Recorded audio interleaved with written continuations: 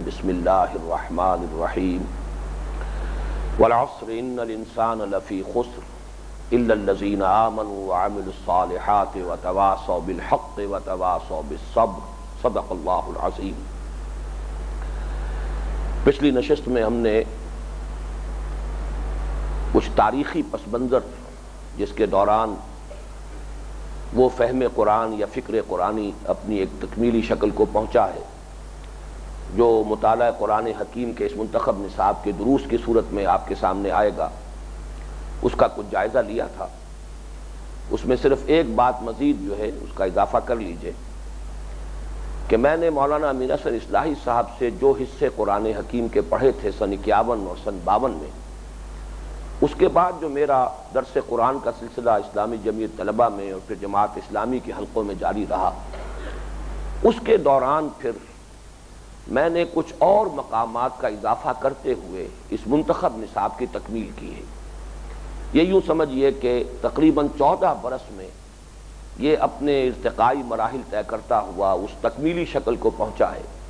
کہ جو اب اس کی مطبوعہ صورت میں کتابی شکل میں موجود ہے۔ اس میں جو میرے دروس رہے جمعیت طلبہ کے دوران لاہور میں، اور پھر یہ کہ اپنے زمانے طالب علمی کے دوران بھی منگمری جب میں جاتا تھا تعطیلات کے دوران، پھر جب میں منتقل ہو گیا ہوں سن 54 کے اواخر میں منگمری جو سائیوال کہلاتا ہے، پھر وہاں میرے دروس قرآن کا یہ سلسلہ جو ہے بڑی یعنی شدت کے ساتھ اور بہت زیادہ تعداد میں شروع ہوا۔ پھر ایک ماہانہ دورہ بھی میرا شروع ہوا کہ جو مختلف تحصیلیں تھیں ضلع منگمری کی، اوکاڑا، پاک پٹن، عارف والا، چیچا وطنی، ماہانہ میں سفر کرتا تھا وہاں درس قرآن کے لیے۔ اسی سلسلے میں ایک مرتبہ میں نے سن 54 میں بلکہ نوٹ کر لیجئے کہ اسلامی جمعیت طلبہ کے زیر اہتمام ملتان میں ایک تربیت گاہ منعقد ہوئی تھی، میں نے وہاں بھی اس منتخب نصاب کا درس دیا اور اس میں کچھ مقامات کا اضافہ کیا۔ پھر سن 55 میں جبکہ میں منگمری میں تھا، رمضان مبارک کے دوران فجر کے بعد روزانہ ایک درس قرآن کا سلسلہ جاری رہا، اور اس میں نے اس منتخب نصاب میں مزید کچھ مقامات شامل کر کے ان کا درس دیا۔ سن 61-62 میں نے منگمری میں ایک دارالمقامہ کے عنوان سے ہاسٹل قائم کیا تھا۔ میرے کچھ عزیز طلبہ نوجوان، جن میں میرے چھوٹے بھائی اب ڈاکٹر ابصار احمد جو اب فلسفے میں استاد بھی ہیں یونیورسٹی میں، یہ کالج میں زیر تعلیم تھے، کچھ اور میرے عزیز تھے، تو انہیں ایک مکان میں ہاسٹل کی شکل میں رکھ کر کچھ عربی کی اور کچھ قرآن مجید کی تدریس ان کی یہ میں کرتا تھا، اور وہ اپنے کالج میں اپنے مضامین کا مطالعہ کرتے تھے۔ در حقیقت اس کے دوران پھر جو مزید میں نے مقامات کا اضافہ کیا ہے تو یہ منتخب نصاب جو ہے اپنی تکمیلی شکل کو پہنچا ہے۔ پھر میں کچھ سن 62 سے لے کر 64 تک 3 برس تقریباً رہا ہوں کراچی میں اپنے خاندانی معاملے میں۔ وہاں پر بھی میں نے اگرچہ میری مصروفیت بہت شدید ہو گئی تھی اور کچھ اس طرح کا وہاں پر کوئی زیادہ ایکٹیویٹی نہیں تھی دینی اور درس قرآن کی،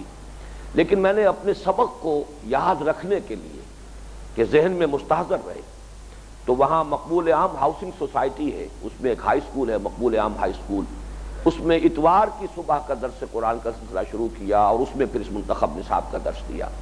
بہرحال اس کے بعد سن 65 میں لاہور منتقل ہو گیا۔ اس کے بعد تو یہ منتخب نصاب جو ہے جس طریقے سے کہ زیر درس آیا ہے اس کی تفصیل میں بیان کر چکا ہوں۔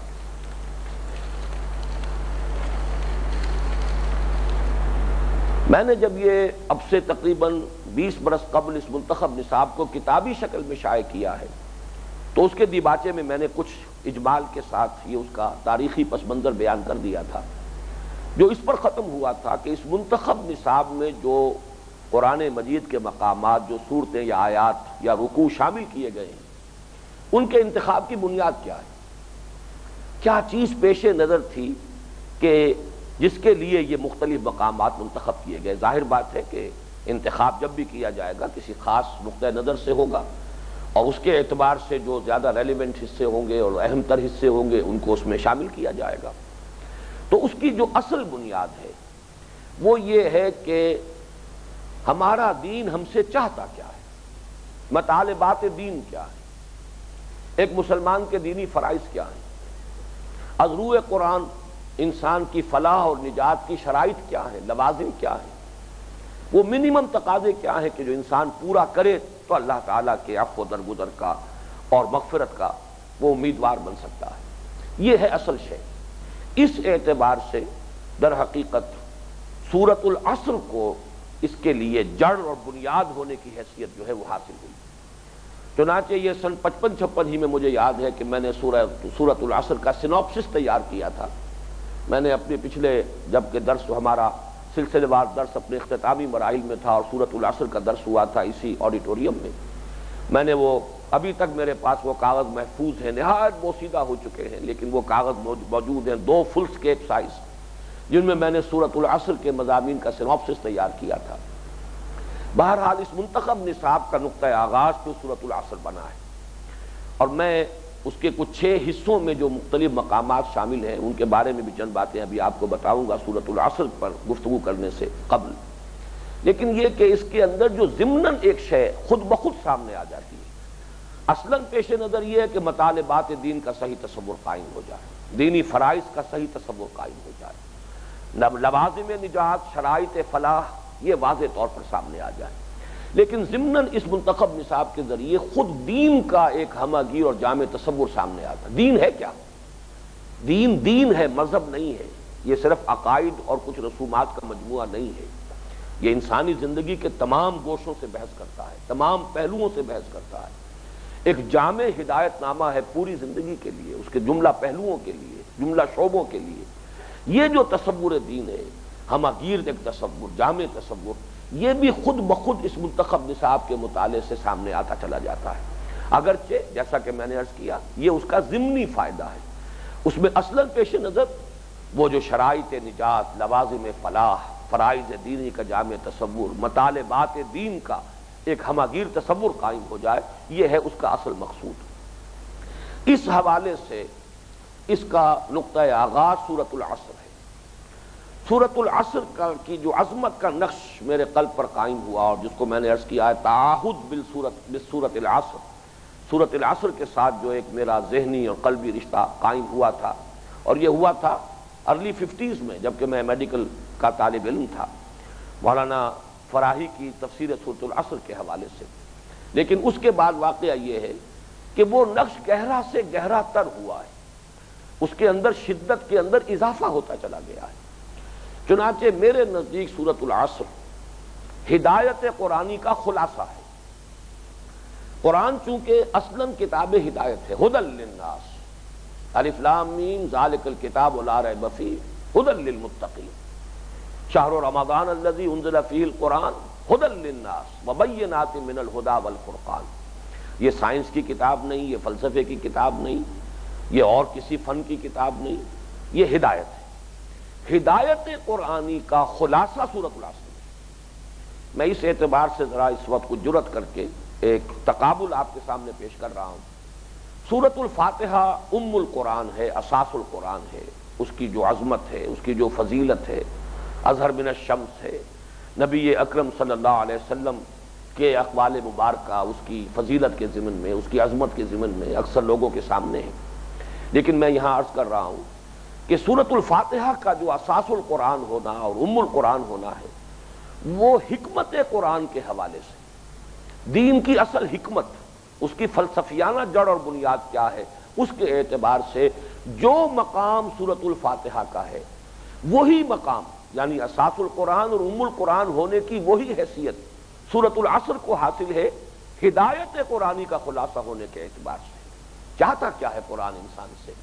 انسان کی فوز و فلاح کے لوازم اور شرائط کیا ہیں، اس اعتبار سے پورے قرآن مجید کی تعلیمات کا خلاصہ یہ سورۃ العصر ہے۔ اسی طریقے سے میں اس عظمت قرآن کا جو تاثر میرے قلب پر ہے اسے اس انداز میں بھی بیان کر رہا ہوں کہ پورے قرآن مجید کے مضامین کا جامع ترین انڈیکس، اس کی مکمل فہرست جو ہے وہ سورۃ العصر ہے۔ اس میں تھوڑا سا مجھے موازنہ کرنا ہے، اس لیے کہ خود میری نگاہ میں جو مقام ہے امام الہند حضرت شاہ ولی اللہ دہلوی رحمۃ اللہ علیہ کا، وہ آپ میں سے اکثر لوگوں کے علم میں ہے، دور صحابہ کے بعد کی خاص طور پر فکر اسلامی کے اعتبار سے جامع ترین شخصیت میرے نزدیک شاہ ولی اللہ دہلوی ہے۔ اس حد تک کہ میں نے ایک ایکویشن قائم کی ہے کہ دو اور اشخاص ہیں جن کی عظمت کا نقش میرے قلب پر ہے، امام ابن تیمیہ رحمۃ اللہ علیہ اور امام غزالی رحمۃ اللہ علیہ، لیکن یہ کہ میرے نزدیک شاہ ولی اللہ دہلوی جامع ہیں، کمالات جو ان دونوں کے ہیں، ابن تیمیہ کے کمالات اور غزالی کے کمالات کی جامع شخصیت جو ہے شاہ ولی اللہ ہے۔ لیکن پھر بھی میں ایک جرت کر رہا ہوں، پھر میں اس کو جسارت سے تعبیر کر رہا ہوں، شاہ ولی اللہ نے الفوز الکبیر میں، جو بڑا مختصر رسالہ ہے لیکن واقعہ یہ ہے کہ بہت فیصلہ کل رول اس چھوٹی سے کتاب نے پلے کیا ہے، اس لیے کہ میں نے جو رجوع الی القرآن کی تاریخ بیان کی ہے اس میں میرے نزدیک بر عظیم پاک و ہند میں شاہ ولی اللہ دہلوی رحمۃ اللہ علیہ نقطۂ آغاز ہے۔ قرآن سے دوری انتہا کو پہنچ چکی تھی، اس کے بعد دوبارہ قرآن کی طرف جو رجوع ہوا ہے امت کے اندر، اس پروسیس کا آغاز کیا شاہ ولی اللہ دہلوی نے۔ تو شاہ ولی اللہ دہلوی کا جو یہ کارنامہ ہے اس میں الفوز الکبیر کا بڑا حصہ ہے۔ اس میں شاہ صاحب نے 5 مضامین گنوائے ہیں قرآن مجید کے، گویا کہ جملہ مضامین جو ہے قرآن حکیم کے، ان کو 5 عنوانات میں منقسم کیا ہے۔ میں ذرا اس سے ایک دوسری رائے دے رہا ہوں کہ میرے نزدیک سورۃ العصر کے 5 مضامین در حقیقت وہ بنیں گے کہ جو اصل عنوان بنیں گے قرآن مجید کے جملہ مضامین کے لیے، گویا کہ جامع انڈیکس، اس لیے کہ لفظ عصر زمانہ، اس کے حوالے سے قرآن مجید میں جتنے تاریخی واقعات بیان ہوئے، قرآن مجید میں جتنے بھی سابقہ قوموں کے، انبیاء کے، رسولوں کے حالات بیان ہوئے، پھر یہ کہ زمانے کی چادر تو ازل سے ابد تک تنی ہوئی ہے، جو بھی حالات و واقعات پیش آئے تھے جبکہ وہ عہد الست ہوا تھا، اور جو بھی حالات و واقعات پیش آئیں گے آخرت میں، یہ تو ایک ہی زمانے کی چادر ہے۔ ان سب کو آپ لفظ العصر کے گویا کہ عنوان کے تحت ان کو جمع کر سکتے ہیں۔ باقی قرآن مجید میں یا ایمان کے مباحث ہیں، ایمان باللہ اس کے لیے استدلال، ایمان بالآخرہ اس کے لیے استدلال، شرک کا ابطال، اور آخرت اور بعث بعد الموت پر جو شبہات وارد کیے گئے یا کیے جاتے رہے یا کیے جا سکتے ہیں، ان سب کا ابطال، ان کو رد کرنا، نبوت و رسالت کا اس بات، وحی کا اس بات، یا پھر اعمال صالحہ ہے۔ اعمال صالحہ میں بنیادی انسانی اخلاقیات میں بھی ہے، پھر جو تکمیلی اخلاقیات ہیں، اخلاق فاضلہ وہ بھی ہے، اوامر و نواہی بھی ہیں، شریعت کے احکام بھی ہیں، حقوق اللہ بھی ہیں، حقوق العباد بھی ہیں، یہ تمام اعمال ہیں۔ پھر اس کے بعد تواصی بالحق ہے، امر بالمعروف نہی عن المنکر، تبلیغ، دعوت، انذار، تبشیر، تذکیر، یہ سب کچھ کیا ہے؟ اسی طرح شہادت علی الناس، یہ سب در حقیقت تواصی بالحق کے مختلف جو ہے یہ اس ایک عنوان کے اندر ذیلی عنوانات قائم ہوں گے۔ اور پھر آخری مرحلہ ہے جہاد، قتال، صبر، مصابرت، اپنی جان کی بازی کھیلنا، مصائب میں ڈٹے رہنا، استقامت، یہ تمام مضامین، گویا کہ 5 مضامین، 5 کا ہندسہ تو مشترک ہے جو بات میں بیان کر رہا ہوں اس میں، اور جو شاہ ولی اللہ دہلوی رحمۃ اللہ علیہ نے بیان فرمائی، لیکن انہوں نے عنوانات کچھ اور قائم کیا، تذکیر بآلاء اللہ، تذکیر بایام اللہ، اور یہ کہ قصص القرآن اور احکام القرآن۔ میرے نزدیک اصل میں اس حوالے سے کہ سورۃ العصر کے جو مضامین ہے، والعصر، اس کے حوالے سے تمام تاریخ ازل سے ابد تک، جس میں کہ معاد کا وقت بھی آ جائے گا، اس لیے کہ یہی زمانے مسلسل ہے، زمانے میں تو کہیں کوئی وقفہ رکھنا واقع ہونے والا نہیں ہے۔ پھر یا مباحث ایمان ہیں، یا اعمال صالحہ کی تفصیلات و تشریحات ہیں، یا تواصی بالحق کے ذیل میں وہ تمام چیزیں جو ابھی میں نے گنوائی ہیں، اور اس کے بعد یہ کہ صبر اور مصابرت کی مراحل ہیں۔ جہاد اور قتال کے ضمن میں جو گفتگویں سورہ آل عمران میں ہوئی ہیں، سورہ توبہ میں ہوئی ہیں، سورہ احزاب میں ہوئی ہیں، جہاں جہاں ہوئی ہے وہ در حقیقت سب تواصی بالصبر کے ذیل میں۔ تو اس اعتبار سے پورے قرآن کے مضامین کا جامع ترین انڈیکس سورۃ العصر ہے۔ ایک بات اور عرض کر رہا ہوں کہ ایک اعتبار سے یہ کہا جا سکتا ہے کہ سورۃ العصر ہی کی تشریح اور تفصیل اور توضیح جو ہے پورا قرآن ہے، اس لیے کہ یہی 5 مضامین تو ہیں جو آپ کو قرآن میں ملیں گے۔ اس پہلو سے امام شافعی رحمۃ اللہ علیہ کے 2 اقوال جو میرے اس کتابچے کے اندر بھی موجود ہیں، ان کے حوالے کے ساتھ، جن میں سے ایک قول یہ ہے کہ لو لم ينزل من القرآن سواها لکفت الناس، سورۃ العصر کے بارے میں، اگر قرآن مجید میں سے سوائے سورۃ العصر کے اور کچھ نازل نہ ہوتا، صرف سورۃ العصر نازل ہوتی، تب بھی لوگوں کے لیے کفایت کر جاتی، ان کی ہدایت و رہنمائی کے لیے کافی ہوتی۔ ایک قول یہ ہے لو تدبر الناس هذه السورہ، لو تدبر الناس هذه السورة لوسعتهم، اگر لوگ صرف اس ایک سورت پر تدبر کریں تو یہ بھی ان کی ہدایت کے لیے کافی ہو جائے گی۔ میں پھر تھوڑی سی جسارت اور ہمت کر کے عرض کر رہا ہوں کہ میں ان اقوال کا اس اعتبار سے قائل ہوں، بلکہ ان کا مبلغ رہا ہوں۔ میں سمجھتا ہوں کم سے کم 1 لاکھ کی تعداد میں یہ کتابچہ چھپ چکا ہے اب تک، اور اس میں میں نے ان اقوال کو بڑے نمایاں اور جلی انداز کے اندر شائع کیا ہے اور لوگوں تک پہنچایا ہے۔ اور قرآن مجید میں سورۃ العصر کی جو عظمت کا نقش میرے قلب پر ہے، اس اعتبار سے میں کہہ سکتا ہوں کہ متفق گردید رائے بو علی بارائے من، کہ جو امام شافعی رحمۃ اللہ علیہ نے سورۃ العصر کے بارے میں اپنے ان 2 اقوال میں بیان کیا ہے، وہی کچھ میرا بھی احساس اور تاثر ہے، لیکن تھوڑا سا اس میں اختلاف کر رہا ہوں۔ اصل میں ان الفاظ سے بظاہر احوال کچھ ایک اعتبار سے یہ تصور پیدا ہوتا ہے کہ شاید بقیہ قرآن کی ضرورت نہیں تھی۔ ظاہر بات ہے قرآن کا کوئی لفظ بھی ضرورت سے زائد نہیں ہے۔ لکفت الناس، یہ در حقیقت اس میں ان الفاظ کے اندر ظاہری اعتبار سے یہ متبادر ہوتا ہے کہ شاید صرف یہی کفایت کر جاتی، اگر صرف وہی کفایت کر سکتی ہوتی تو پھر پورا قرآن اللہ تعالیٰ نازل نہ فرماتے۔ البتہ قرآن مجید جب اپنا خود تعارف یہ کرتا ہے کہ کتاب احکمت آیاتہ ثم فصلت من لدن حکیم خبیر، یہ ایک ایسی کتاب ہے، اس کا ایک خاص اسلوب ہے، اس کی آیات پہلے محکم کی گئی، بہت پختہ محکم، بہت پروفاؤنڈ اپنے مضمون کے اعتبار سے، مفہوم کے اعتبار سے، پھر انہی کی تشریح ہوئی ہے، انہی کی تفصیل ہوئی ہے۔ ثم فصلت من لدن حکیم خبیر، یہ قرآن مجید کا مخصوص جو ہے اسلوب ہے۔ اس اعتبار سے یہ کہا جا سکتا ہے کہ سورۃ العصر گویا کہ یہ اس گٹھلی کے مانند ہے جس میں پوٹینشلی پورا درخت موجود ہے۔ آم کی گٹھلی میں آم کا پورا درخت موجود ہے، در حقیقت وہی گٹھلی ہے، زمین میں دب گئی ہے، اس کے بعد وہ پھٹتی ہے، اس میں سے 2 پتے نکلتے ہیں، پھر وہ ہے ایک پودے کی شکل، پھر درخت کی شکل، وہ سب کچھ اس گٹھلی میں تھا، پوٹینشلی تھا، بالقوہ تھا، لیکن یہ کہ ظاہر بات ہے کہ ایک مکمل درخت جو ہے آم کا، اپنے وہ تمام تنے اور شاخوں اور پتوں اور پھر اس میں جو درخت لگ رہے ہیں، اس میں جو پھل لگ رہے ہیں ان سمیت، تو ان دونوں کے اندر جو ہے جو نسبت ہے وہی نسبت ہے سورۃ العصر اور پورے قرآن مجید کے مابین۔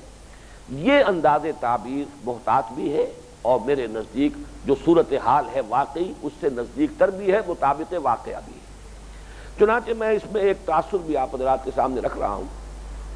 یعنی میں اس کو یوں بیان کر رہا ہوں کہ سورۃ العصر ہی کی تفصیل یہ پورا منتخب نصاب ہے جو آپ کے سامنے آ جائے گا، جو تقریباً 2 پاروں پر مشتمل ہے، گویا کہ پورے قرآن کا 15واں حصہ، 1/15، لیکن اسی کی مزید تفصیل اور تفسیر پورا قرآن ہے۔ چنانچہ اس کا تاثر میرے ذہن پر اس لیے آیا، زیادہ اس کی طرف ذہن اس لیے منتقل ہوا کہ سن 85 میں نے 9-10 دن ایک درس دیا تھا ابو ظبی میں، اور ہمارے جو سب سے پہلے ویڈیوز تیار ہوئے وہ وہیں تیار ہوئے۔ ہمارے ساتھی جو اب کراچی میں ہماری تنظیم کے انچارج ہیں سید نسیم الدین صاحب، یہ وہاں اس وقت تھے اور بڑے up to date, suited booted, clean shave نوجوان تھے۔ اب جو ان کا حلیہ بن گیا ہے ان کو تو دیکھ کر کوئی پہچان نہیں سکتا کہ یہ وہ نسیم الدین ہے۔ بہرحال اس وقت انہوں نے بڑی عمدگی کے ساتھ، بڑے اہتمام کے ساتھ ویڈیوز تیار کیے تھے ان دروس کے۔ اس میں نے پہلے دن سورۃ العصر بیان کی، اس کے بعد میں نے مضامین بیان کیے، ایمان اور پھر جہاد اور قتال۔ پھر میں نے جہاں کہیں بھی ان ویڈیوز کا تذکرہ سنا، وہ ویڈیوز بہت پھیلے ہیں عالم عرب میں، خاص طور پر ابو ظبی سے ظاہر بات ہے کہ ان کا وہاں پہنچنا نسبتاً بہت آسان بھی تھا، اور چونکہ وہ معیار جو ہے بہت عمدہ ہے ان کی ریکارڈنگ کا۔ جہاں بھی میں نے ذکر سنا یہ کہا وہ جو آپ نے سورۃ العصر بیان کی تھی، یعنی گویا کہ وہ 9-10 دن بھی میں نے سورۃ العصر ہی بیان کی تھی، اس لیے کہ سورۃ العصر پھر ایمان کے مباحث، اعمال صالحہ کے مباحث، جہاد و قتال کے مباحث، وہی تو ہے جو سورۃ العصر میں ہے۔ والعصر ان الانسان لفی خسر الا الذین آمنوا وعملوا الصالحات وتواصوا بالحق وتواصوا بالصبر۔ تو اس اعتبار سے میں نے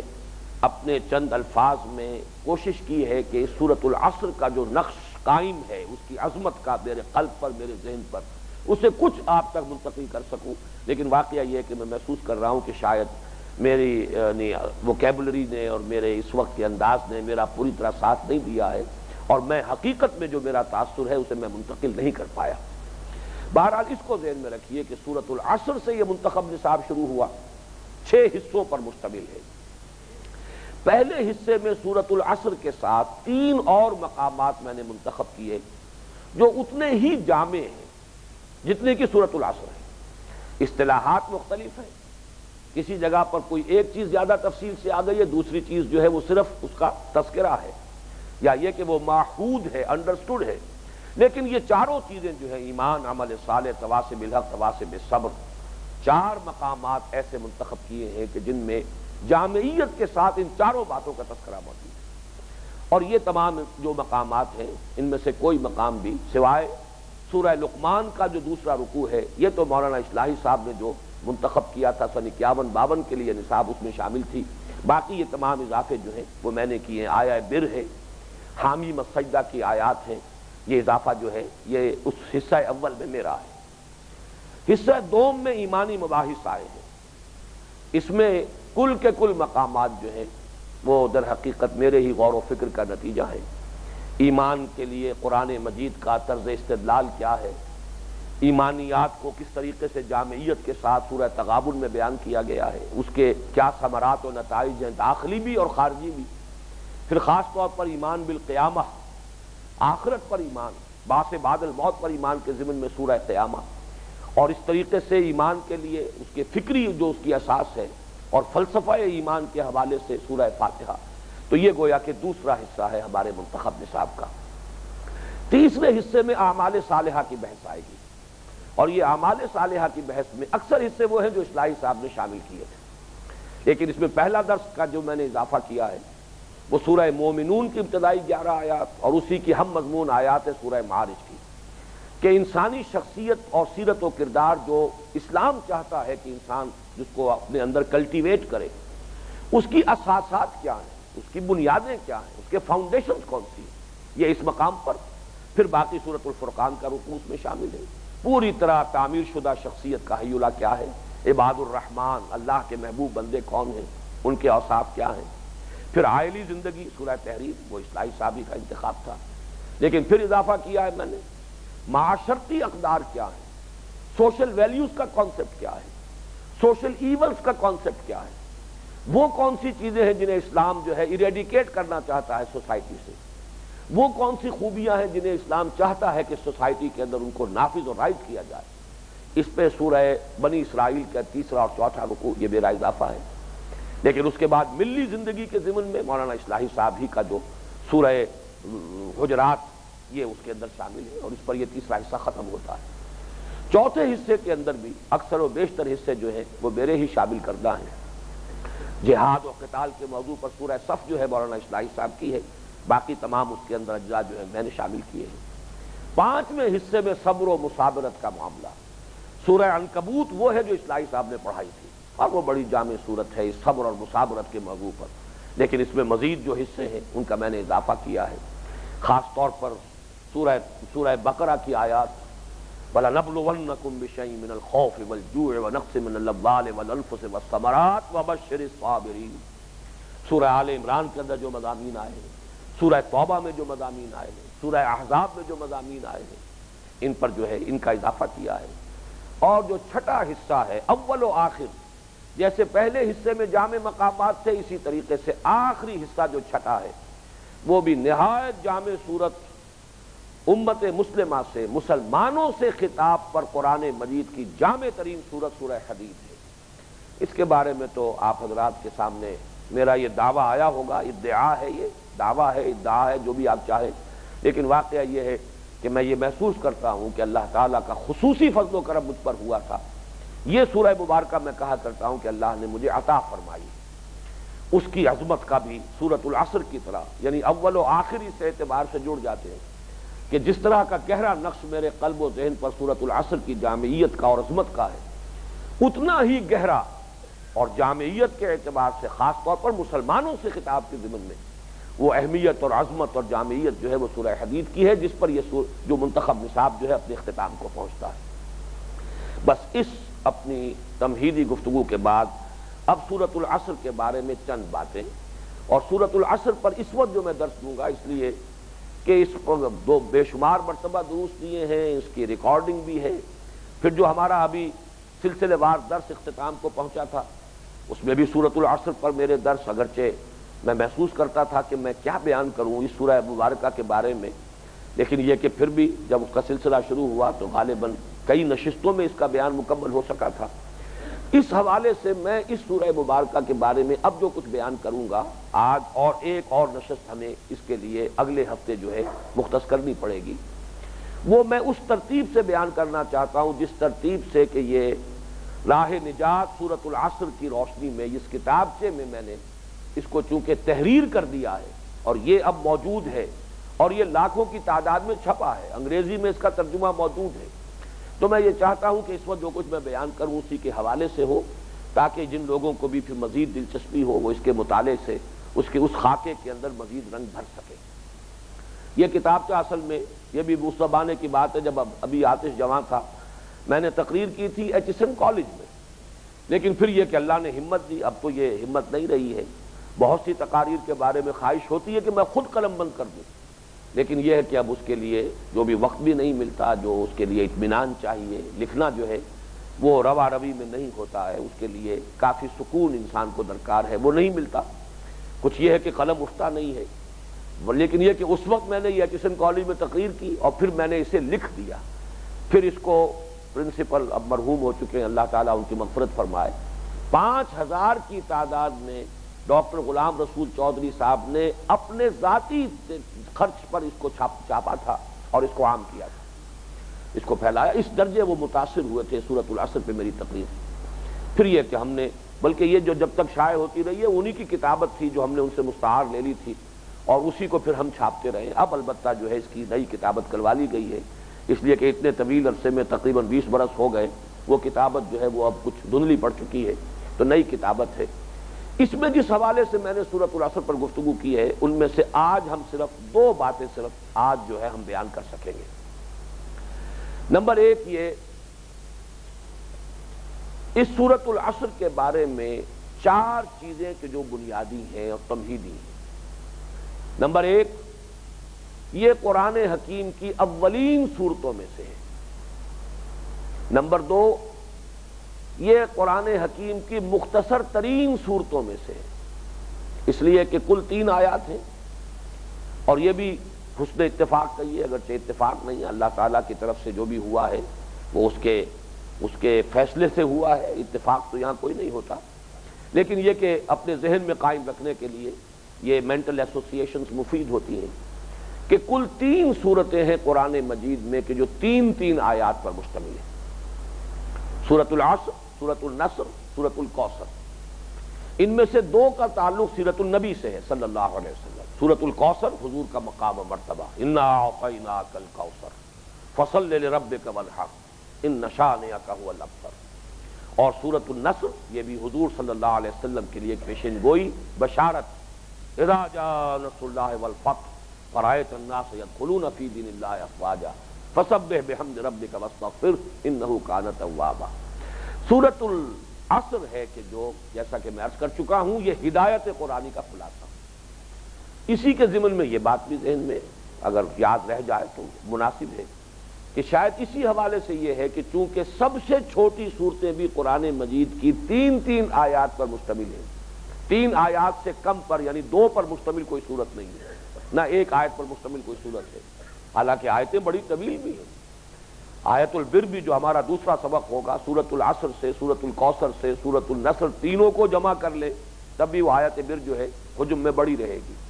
آیت الکرسی اس سے بھی کہیں بڑی ہے، لیکن یہ ہے کہ کوئی 1 آیت پر کوئی صورت مشتمل نہیں ہے، کم سے کم 3، اور شاید یہی بنیاد ہے کہ نماز میں بھی جب ہم سورہ فاتحہ کے بعد کچھ تلاوت کرتے ہیں، قرات کرتے ہیں، تو اس کا جو نصاب ہے وہ 3 آیات کا نصاب ہے۔ کوئی بڑی آیت ہو تو 1 آیت بھی کفایت کر جائے گی، ورنہ چھوٹی آیات جو ہیں تو وہ کم سے کم 3 آیات پڑھنی چاہیے۔ تو سورۃ العصر قرآن حکیم کی اولین صورتوں میں سے بالکل ابتدائی زمانے کی صورتیں،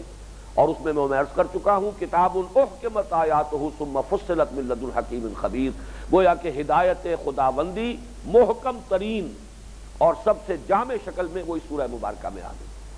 مختصر ترین صورتوں میں سے ہے۔ تیسری بات یہ کہ یہ سہل ممتنع کی ایک بڑی نمایاں مثال ہے، نہایت اعلیٰ مضامین لیکن نہایت سادہ زبان، کوئی ثقیل لفظ نہیں، کوئی منطقی اصطلاح نہیں، کوئی فلسفیانہ اصطلاح نہیں، کوئی ترکیب ایسی کہ جس کو حل کرنے کے لیے اب آپ صرف اور نحو کے جو ہے قواعد کی کا پورا کوئی باب کھول کر بیٹھے، کہیں نہیں، سادہ ترین آسان ترین. اور ہر زبان میں اس کے ادب کا جو سب سے اونچا جو حصہ ہوتا ہے، کلاسکس جو ہوتے ہیں، وہ وہی ہوتے ہیں کہ جن میں آسان زبان میں بہت بلند مضامین بیان کیے جائیں. اور یہی مشکل ترین کام ہے. گویم مشکل مگر نہ گویم مشکل. اعلیٰ مضامین ثقیل الفاظ میں بیان کرنا آسان ہے، لیکن اعلیٰ مضامین آسان زبان میں، سہل زبان میں استعمال ادا کرنا بہت مشکل ہے. تو ویسے تو پورا قرآن مجید جو ہے اسے کتاب مبین کہتے ہیں ہم، اور جیسا کہ قرآن مجید کا اپنا دعویٰ ہے وَلَقَدْ يَسَّرْنَا الْقُرْآنَ لِلذِّكْرِ فَهَلْ مِن مُدَّكِرٍ، سلیس زبان استعمال کی ہے قرآن نے، ایچ پیچ استعمال نہیں کیا ہے، کوئی منطقی جو ہے الجھاؤ نہیں دیا ہے، کہیں پہیلیاں نہیں بجھوائی ہیں. اور یہی بات ہے جو سورہ کہف کے شروع میں کہی گئی ہے کہ یہ کتاب کیا ہے، الحمدللہ الذی انزل علی عبدہ الکتاب ولم یجعل لہ عوجا. کل شکر کل ثنا اس اللہ کے لیے ہے کہ جس نے اپنی یہ کتاب اپنے بندے پر نازل کی صلی اللہ علیہ وسلم، اس میں کوئی کجی نہیں رکھی، کوئی ٹیڑھ، کوئی ہیر پھیر، کوئی لوگوں کو ٹیکس کرنے کی. یہ ہوتا ہے بعض مصنفین کی طرف سے، ان کو شوق بھی ہوتا ہے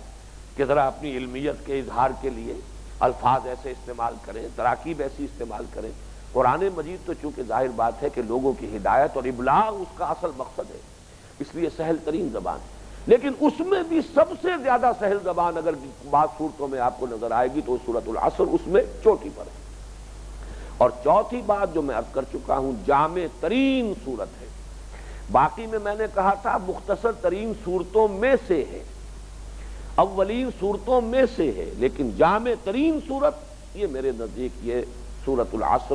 وہ میں بیان کر چکا ہوں. اس لیے کہ اصل موضوع قرآن کا ہدایت ہے. ہدایت کے اعتبار سے جامع ترین صورت یہ سورۃ العصر ہے. اس میں لوازم نجات کا بیان آیا ہے، اور یہ کہ جامع اور مانع انداز میں آیا ہے، اس لیے کہ تمام لوازم کو جمع بھی کر دیا گیا، کسی غیر ضروری چیز کو شامل نہیں ہونے دیا گیا. اس پہلو سے یہ جامع ترین صورت ہے قرآن حکیم کی ہدایت کے اعتبار سے. اب اس کے بعد ذرا اس کی ایک ترکیب نحوی جو ہے وہ آپ کر لیجئے، یا اسے تحلیل کلام کہیے یا اسے تجزیہ عبارت کہیے. اس میں جو پہلی آیت ہے والعصر، آیت تو مکمل ہو گئی، لیکن گرامر میں آپ اسے کہیں گے یہ مرکب ناقص ہے. ناقص اردو والا ناقص نہ سمجھیے جس میں کوئی عیب ہو، بلکہ یہ عربی میں ناقص کہتے ہیں نامکمل شے. مرکب ہے نامکمل، اس معنی میں کہ والعصر جار و مجرور، زمانے کی قسم ہے، زمانہ گواہ ہے. یہ کلام مفید نہیں ہے، بات پوری سمجھ میں نہیں آئی کس بات پر قسم کھائی جا رہی ہے. جب تک یہ شامل نہ ہو جائے قسم جو ہے وہ اپنا مفہوم واضح نہیں کرتی. اس اعتبار سے یہ مرکب ناقص ہے. یہ دوسری آیت کے ساتھ مل کر اپنا مفہوم ادا کرتی ہے. اگر علیحدہ اس کو رکھ دیا جائے تو اس کا مفہوم جو ہے پھر واضح نہیں ہوگا. والعصر ان الانسان لفی خسر. اب یہ مقسم علیہ آ گیا، یقیناً تمام انسان خسارے میں ہے، بڑے خسارے میں ہے، بڑے گھاٹے میں ہے، بڑی تباہی اور بربادی میں ہے.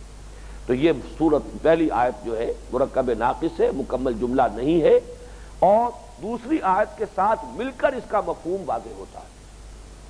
دوسری آیت اپنی جگہ پر مکمل جملہ ہے، ان الانسان لفی خسر.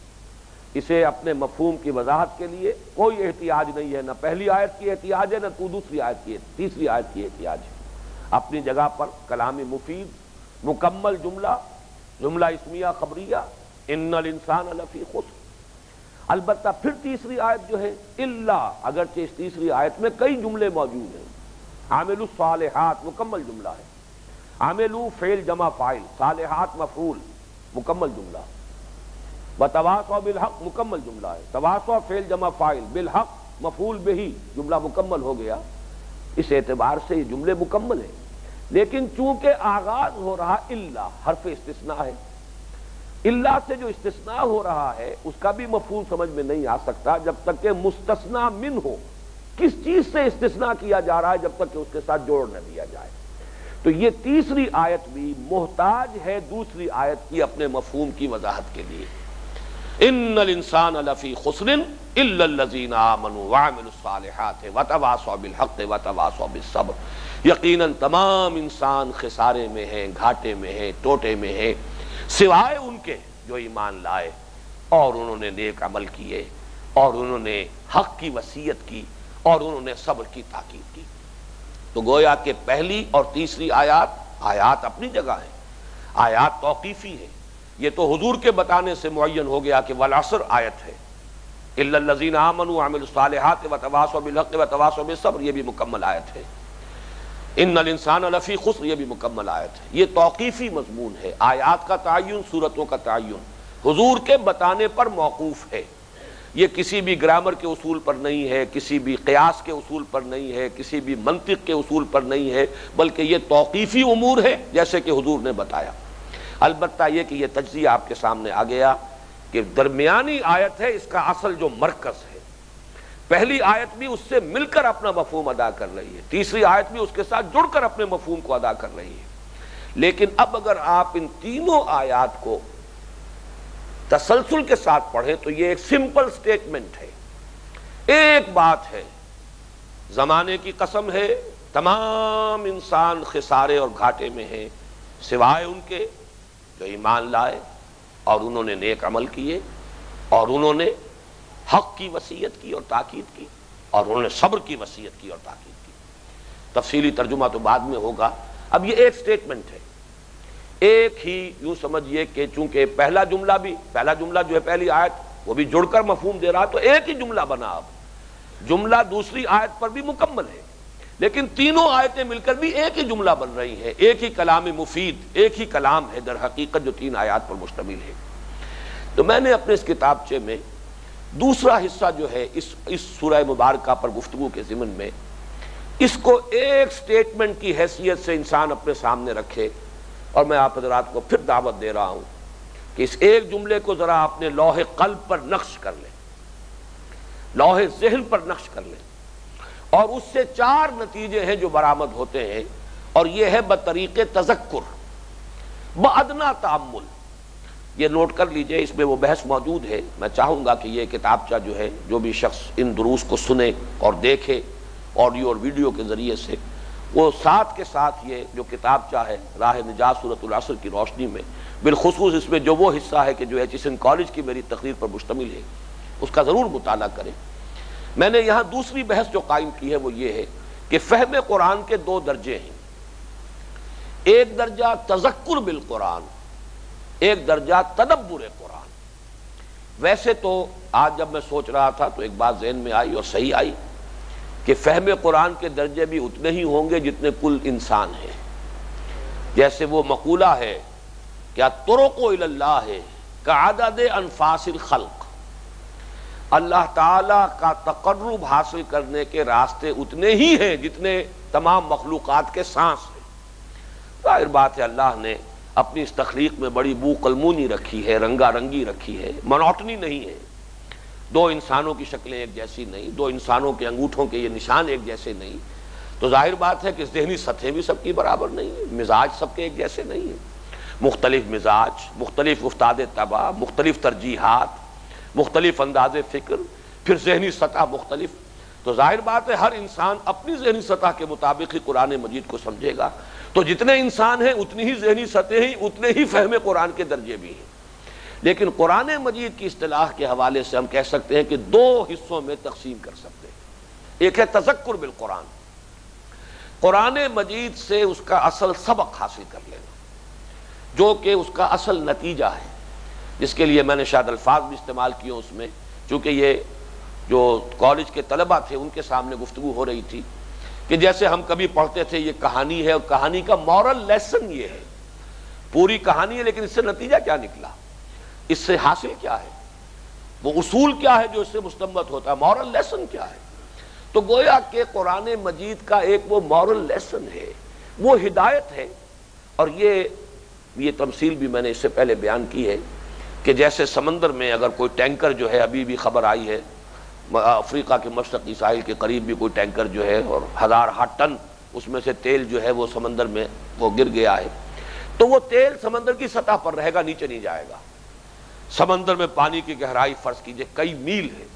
لیکن تیل سطح پر ہے۔ بالکل اسی طرح قرآن مجید کا جو اصل سبق ہے وہ اس کی سطح پر ہے، اس کو اتنا عام کیا ہے، اس کو اتنا سامنے رکھا ہے، اس کو اتنا آسان کیا ہے۔ وَلَقَدْ يَسَّرْنَا الْقُرْآنَ لِلذِّكْرِ فَهَلْ مِن مُدَّكِرٍ، کہ ایک شخص ذرا بھی اس کو پڑھ لے، صرف ایک شرط پوری ہو کہ زبان کا بیریئر نہ ہو۔ اگر زبان کا بیریئر ہے تب بھی ترجمے سے بھی کچھ نہ کچھ حاصل کر لے گا، لیکن تاثیر جو قلب پر ہوتی ہے وہ نہیں ہوتی ترجمے سے۔ وہ بیریئر زبان کا نہ ہو، آپ اس کو پڑھیں اور ایک مفہوم اس کا جو ہے آپ کے قلب پر وارد ہوتا چلا جائے۔ اگر یہ ہے تو بس ابھی گہرائی میں جانا، اس کی لغوی بحثوں میں جانا، اس کی تمام نحوی جو ہے اشکالات کو حل کرنا، اور ایک لفظ کا مادہ کیا تھا، وہاں سے کیسے بنا ہے لغت میں اور ادب میں، یہ ساری چیزیں بات کی ہیں۔ لیکن یہ کہ سرسری سا اس کو پڑھ کر بھی ایک نتیجہ نکل آتا ہے، اور وہ نتیجہ ہے در حقیقت لب لباب، اصل جو حاصل ہے، اس کا جو اصل مطلوب ہے، جو مقصود ہے، جو رہنمائی ہے، یہ ہے تذکر بالقرآن، اور ایک ہے تدبر قرآن، جس کے لیے اقبال کا وہ مصرع قرآن میں ہو غوطہ زن اے مرد مسلمان۔ اب جو غوطہ زنی کرے گا تو اسے تو نظر آئے گا کہ میلوں ہے نیچے پانی، بلکہ یہ کہ کوئی سمندر بھی ایسا نہیں ہے کہ جس کی تہ نہ ہو، لیکن قرآن وہ سمندر ہے کہ جس کی تہ نہیں ہے۔ وہ تو پوری عمر لوگ تدبر کرتے رہیں گے، غور و فکر میں اپنی اپنی استعداد کے مطابق جو ہے اپنی سعی و جہد صرف کرتے رہیں گے، اور کبھی محسوس نہیں کریں گے کہ بس اب جو کچھ لینا تھا لے چکے۔ جیسے کہ حضور کی اس حدیث میں آیا کہ لا تنقضی عجائبہ ولا یشبع منہ العلماء ولا یخلق عن کثرت الرد، اس قرآن کے عجائب کبھی ختم نہیں ہوں گے، کبھی اہل علم اس سے سیری محسوس نہیں کریں گے کہ بس پیٹ بھر گیا، اب جو حاصل کرنا تھا کر لیا، کبھی ایسا نہیں ہوگا۔ اور بار بار کے پڑھنے سے اور تکرار سے اور اعادے سے اس کی حسن و رعنائی کے اندر کوئی کمی نہیں ہوگی، اس پر بوسیدگی طاری نہیں ہوگی، باسی پر نہیں آئے گا۔ دنیا کی اور کوئی کتاب نہیں ہے کہ جو آپ فرض کیجئے بہت اچھی کتاب ہے، چند مرتبہ پڑھ لیں گے، اس کے بعد معلوم ہوگا بس جو کچھ تھا آپ نے لے لیا، اس میں اور کچھ نہیں۔ قرآن مجید وہ کتاب نہیں ہے۔ لا تنقضی عجائبہ لا یشبع منہ العلماء ولا یخلق عن کثرت الرد، یہ اس کی کیفیت ہے۔ تو پوری زندگیاں جو ہے تدبر قرآن کے اندر انسان صرف کر دے، اور اس کے بعد بھی کبھی یہ محسوس نہیں کر سکے گا کہ اب میں نے اس کے تہ تک میں پہنچ گیا ہوں۔ معاذ اللہ ثم معاذ اللہ، اس کی تہ تک پہنچنا کسی انسان کے بس میں نہیں۔ اللہ کا کلام ہے، مطلق ہے، لا محدود، اس کے اندر کوئی حدود نہیں ہے، اس لیے کہ اللہ کی ہر صفت مطلق ہے، اللہ کی ذات مطلق ہے، اللہ کی ہر صفت مطلق ہے، اور اللہ کا کلام اس کی صفت ہے، اور قرآن مجید در حقیقت اللہ کا کلام ہے، گویا کہ یہ خود صفت باری تعالیٰ ہے۔ اس پہلو سے اس کی کوئی حدود نہیں ہے، اس کی کوئی تہ نہیں ہے، بلکہ جیسا کہ میں نے عرض کیا، ایک مرتبہ تو میں کانپ گیا تھا، ایک صاحب نے تحسین کے انداز میں یہ بات کہی، اور ایک صاحب نے مجھ تک پہنچائی میرے بارے میں کہ اس شخص کو قرآن پر عبور حاصل ہے۔ میں کانپ گیا کہ یہ عبور قرآن کے لیے لفظ استعمال کرنا، حالانکہ وہ صاحب علم ہے، وہ عالم دین ہے، وہ صاحب جنہوں نے یہ بات کہی، مجھ سے اختلاف کرتے ہوئے کہی، مجھ پر تنقید کرتے ہوئے کہی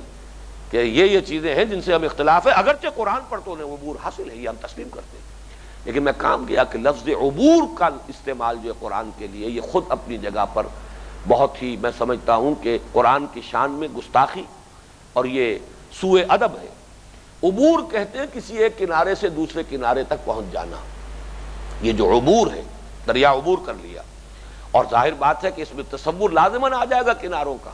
جبکہ یہ وہ سمندر ہے جو ناپیدا کنار ہے، اس کا کوئی کنارہ نہیں ہے، لہذا اس کو عبور کرنے کا کوئی تصور کسی انسان کے لیے ممکن نہیں ہے۔ بہرحال آج پھر اسی پر اتفاق کر رہا ہوں، آج کا ہمارا جو وقت ہے وہ ختم ہو گیا، اب انشاءاللہ اگلے ہفتے ہم اس سورہ مبارکہ کا مطالعہ جو ہے مکمل کر لیں گے۔ بارک اللہ لی ولکم فی القرآن العظیم۔ اللہم ربنا اجعلنا من عبادک الذین آمنوا وعملوا الصالحات وتواصوا بالحق وتواصوا بالصبر۔